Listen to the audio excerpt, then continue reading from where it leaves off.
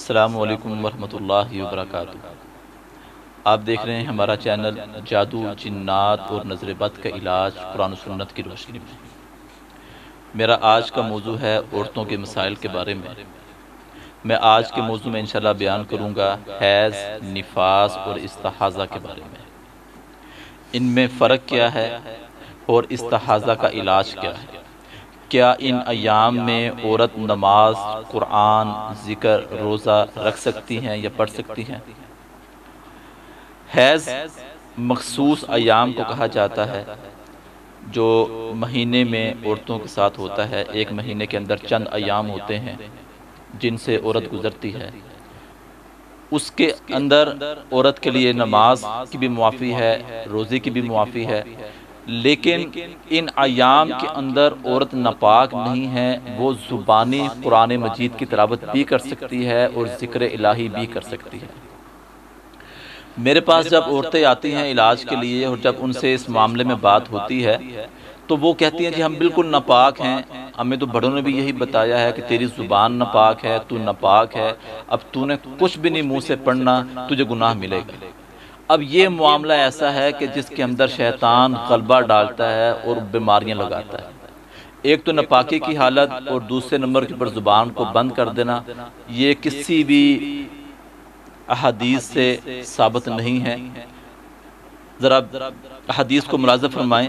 امی عائشہ فرماتی ہیں رضی اللہ تعالی عنہ کہ مجھے رسول اللہ صلی اللہ علیہ وسلم نے فرمایا کہ جائے نماز پکڑائیں، تو میں نے کہا کہ اللہ کے رسول میں تو حیضہ ہوں، میں تو حیض سے ہوں۔ آپ سے فرمایا کہ حیض تمہارے ہاتھ پر نہیں ہے۔ پھر اسی طرح امی عائشہ رضی اللہ تعالیٰ فرماتی ہیں، یہ صحیح بخاری اور مسلم کی حدیث ہے کہ میں رسول اللہ صلی اللہ علیہ وسلم کے ساتھ حج کرنے کے لیے گئی تو وہاں پر میں حج کے دوران حیضہ ہو گئی۔ آپ صلی اللہ علیہ وسلم نے مجھے طواف کعبہ کے علاوہ ہر کام کرنے کی اجازت فرما دی، کیونکہ اس کے لیے عورت کو مسجد میں جانا پڑے گا، تو اس کے لیے اللہ کے نبی نے منع فرما دیا۔ پھر تیسری حدیث امی عائشہ رضی اللہ تعالیٰ عنہ فرماتی جب مجھے حیض ہوتا تو آپ صلی اللہ علیہ وسلم اپنے سر مبارک کو میری گود میں رکھتے اور قرآن کو پڑھتے۔ آپ ان حدیثوں سے اندازہ کریں کہ کس طریقے سے امی عائشہ رضی اللہ تعالیٰ عنہ نے ہمارے تک یہ وضاحت جو ہے نا پہنچائی، یہ پیغام ہم تک پہنچایا۔ تو میری بہنیں ان ایام کے اندر کثرت سے ذکر کریں، کثرت سے جو ہے نا وہ اپنا قرآن مجید کی تلاوت کریں۔ ان ایام سے آپ جو ہے نا یہ مت سمجھیں کہ آپ ناپاک ہیں، آپ کی زبان ناپاک ہے، اگر آپ پڑھیں گی تو آپ کو گناہ ہوگا، نہیں۔ جبکہ اگر آپ نہیں پڑھیں گی تو یہ ہو سکتا ہے کہ آپ کے نہ پڑھنے سے شیطان آپ کے اوپر غلبہ کرتا ہے۔ دوسرا مسئلہ ہے نفاس کا۔ نفاس وہ بیماری ہے، وہ خون ہے جو اولاد کی پیدائش کے بعد جو ہے نا وہ ہوتا ہے۔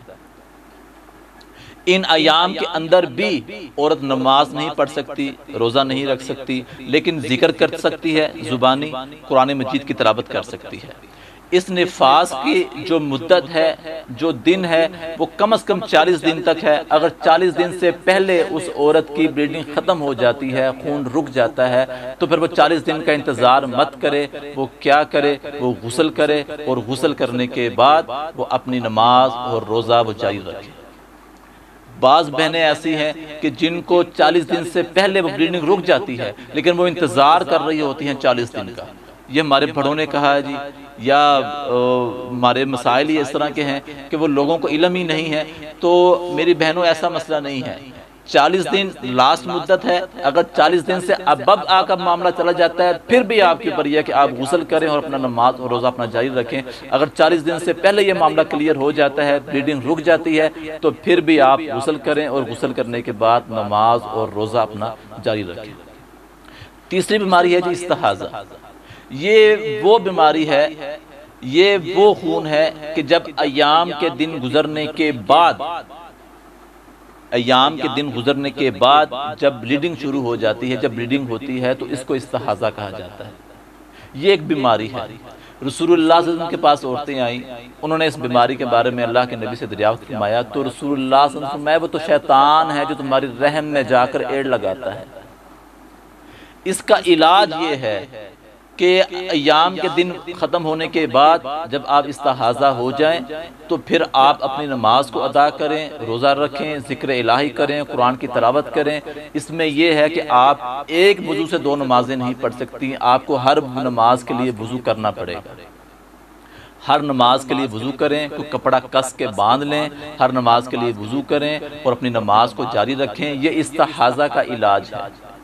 ایک بہن میرے پاس آئی جو تقریباً 2-3 سال سے اس بیماری میں مبتلا تھی، بڑے ڈاکٹروں کے پاس گئے، حکیموں کے پاس گئے۔ جب وہ میرے پاس آئی تو اس نے مجھے بتایا کہ میرے ساتھ تو یہ پرابلم ہے، اور میں یہ سمجھ رہی تھی کہ میں ناپاک ہوں، میں نے تو نماز بھی چھوڑ دی، روزہ بھی چھوڑ دیا، قرآن کی تلاوت بھی چھوڑ دی۔ تو میں نے کہا میری بہن، آپ کو کسی دوائی کی ضرورت نہیں ہے، آپ کا علاج ہی یہی ہے کہ آپ کو کپڑا کس کے باندھیں، ہر نماز کے لیے وضو کریں، نماز پڑھنا شروع کر دیں، ذکر کرنا شروع کر دیں، قرآن مجید کی تلاوت کرنا شروع کر دیں۔ اللہ کی رحمت سے چند دنوں کے بعد وہ بہن کو اللہ نے شفا دے دی۔ اللہ تعالیٰ سے دعا ہے اللہ تعالیٰ ہمیں عمل کی توفیق عطا فرمائے۔ وآخر دعوانا الحمدللہ رب العالمین۔